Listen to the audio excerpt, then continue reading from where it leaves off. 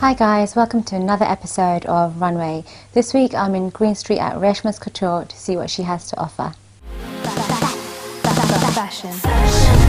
You get your good value for money. You get, the blouse is done in cotton. You get a fitting in there. You get your embroidery swatch sampled. And even when I was in Mumbai in India, they're all lapping up lace at the moment. Yeah. The creams and the black, the contrasts.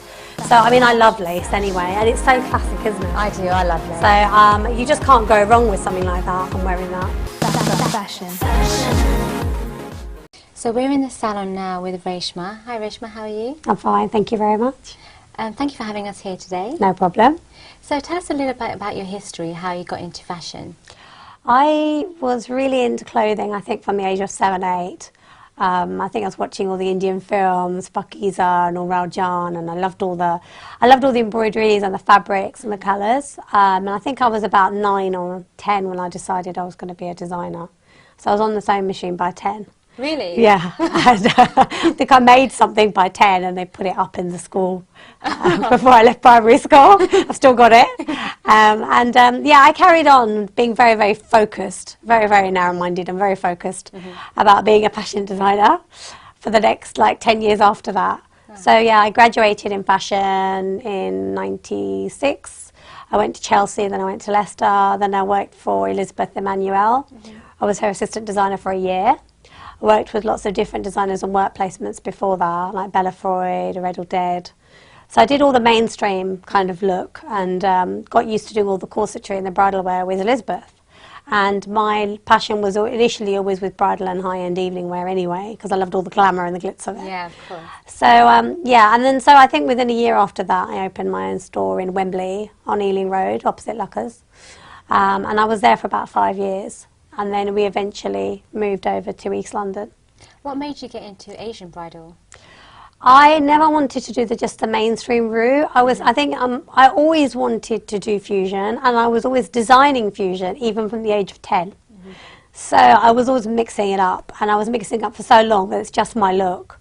So for me, I love doing mainstream dresses, and I love doing Indian dresses as well, but I love doing fusion the most.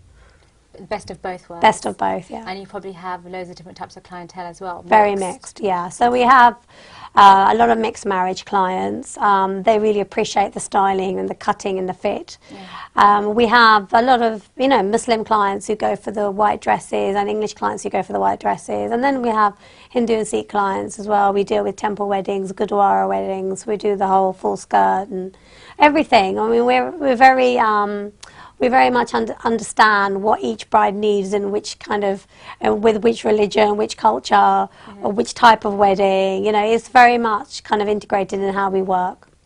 And talking about clients, you've had quite a few celebrity clients, haven't you? Yes, on the way, yeah. B, Mira Sayal. Yeah.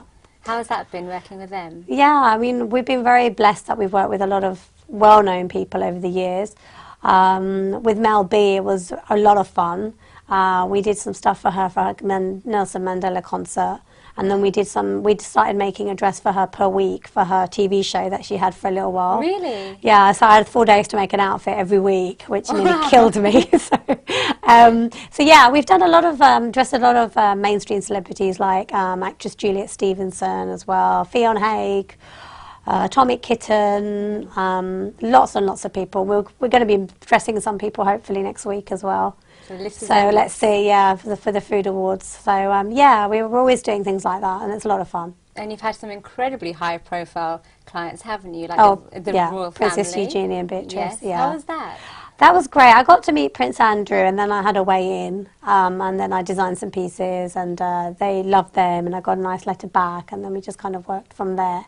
So yeah, it was a really nice, and I did some really cute, 3/4 length dresses, basically things that they would like to wear. Yeah. So it was always designing for the client in mind. So it was the same thing with designing for them. And are you going to continue designing stuff for the royal family? As and when needed, yeah. Yeah. They got you on speed dial, have they? They've got me on speed dial. But we just dressed a lady for Shosna, who went to the royal wedding last year. Right. And that was really nice. London Tonight programme wanted us to dress her, and I had nothing suitable in the store for her, you know, for such an event. Yeah. So I said, no, we've got to make it. So we made it, I think, in 10 days, her dress. And what was the story behind that for the viewers who don't know? Yeah, She was a homeless person at one time, and Centre had helped her, Centrepoint had helped her with, you know, sorting out her arrangements for accommodation, and she'd managed to meet Prince William through that. And through that, he personally invited her to the wedding.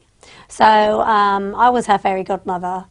We organised Nikki Clark to do her hair, and Jimmy to blend the shoes and the handbag.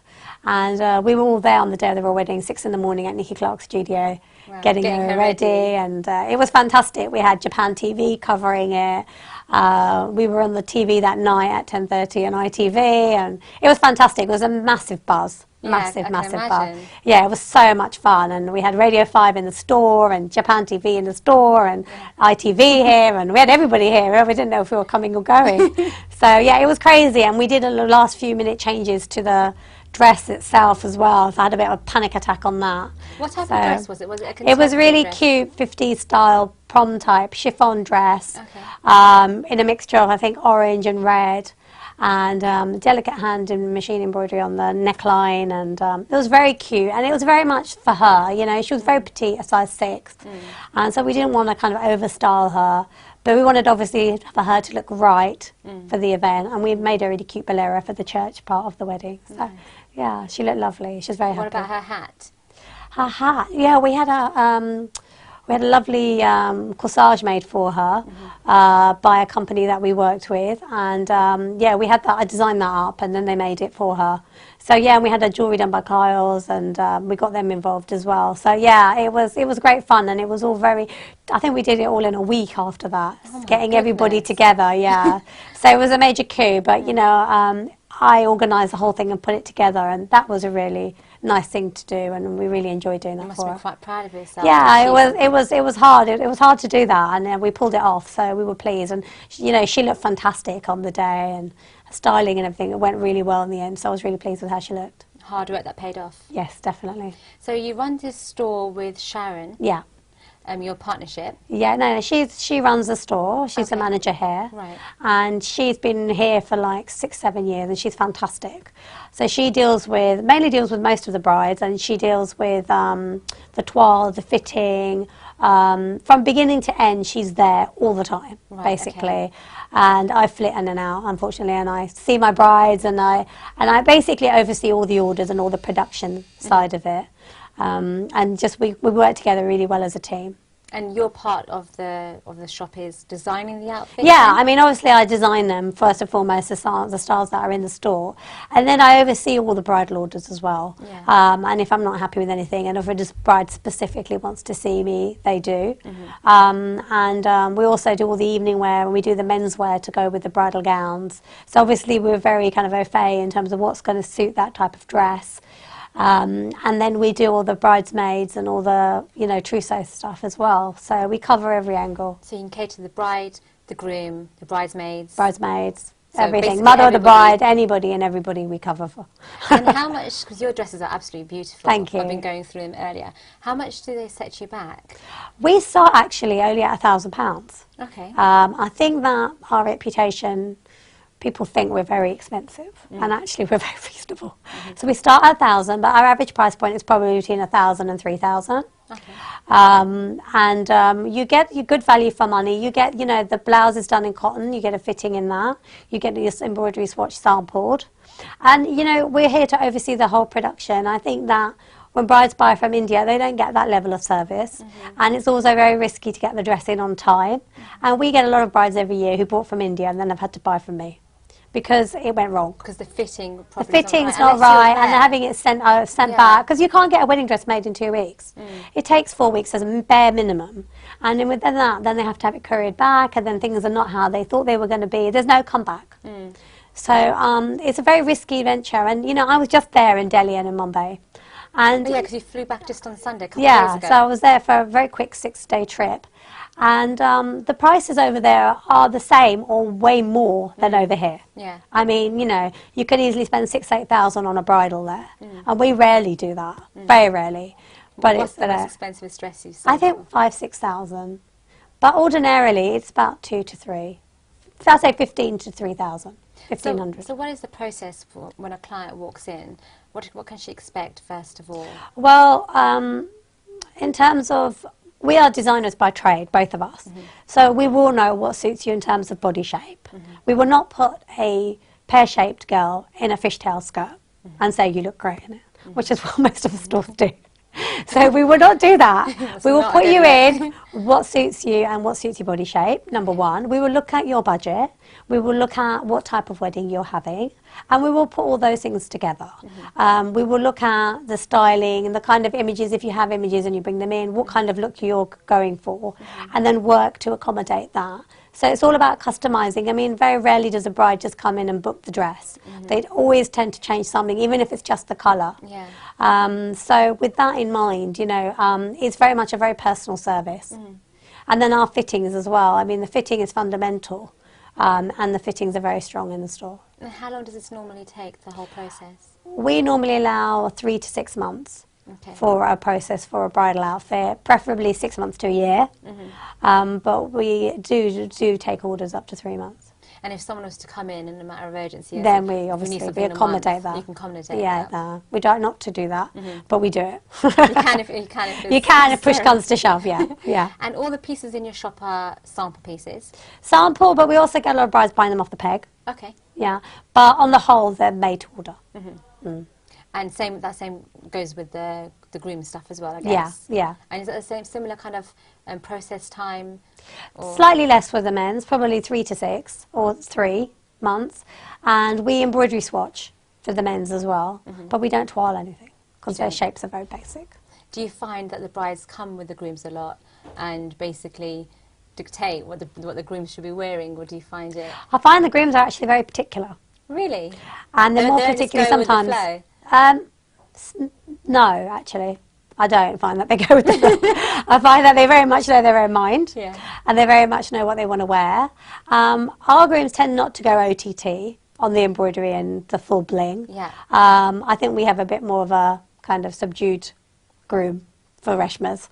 And they're more interested in the fit and in the styling and in the cut, because our Shirvanis are very well fitted. They're not boxy, which they are in a lot of stores. So they all look the same on the hanger, but it's all down to the fit. So we're more concerned about that and less about kind of being full on and overtaking the bride. You know, I don't think that's a great look. No, it's not a great look. I think every bride will agree with that. Yes. So where are your manufacturers based? We work with workshops that we've been working with for years. They're based in Pakistan and they're based in India. And we design and customise nearly every order.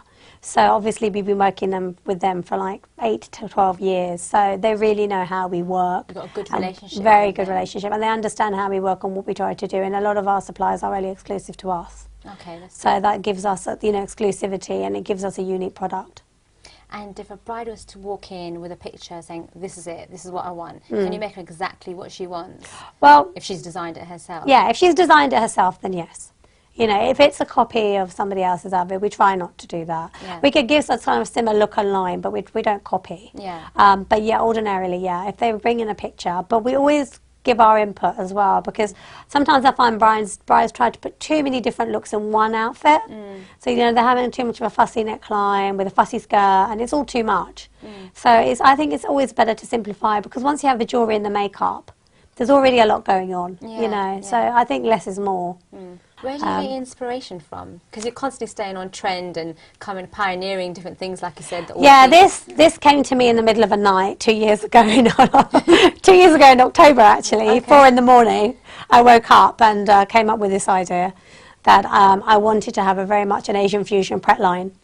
And I really knew which direction it was going to go in, but it's taken me time to get it all together and really understand getting the right manufacturers in line, getting the pricing right, because we've always done high-end stuff, so it was for me it was quite a radical step, because I've never ever done like lower end clothing, you know, so it was like, where do I start on that?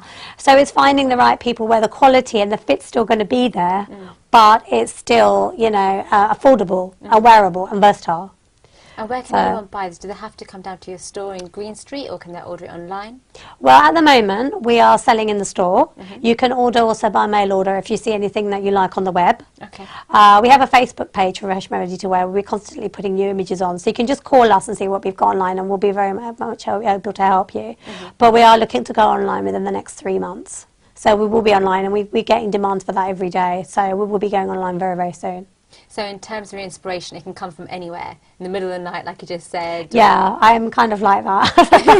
I think all of a sudden I just hit with a eureka moment. You know, it doesn't happen very frequently, unfortunately. So do you walk around with a pen and paper at all times? I wrote everything down that night, yes. Yes, I do. Well, your pieces look absolutely beautiful. Thank you. Let's take a look around the store. Okay. Fashion.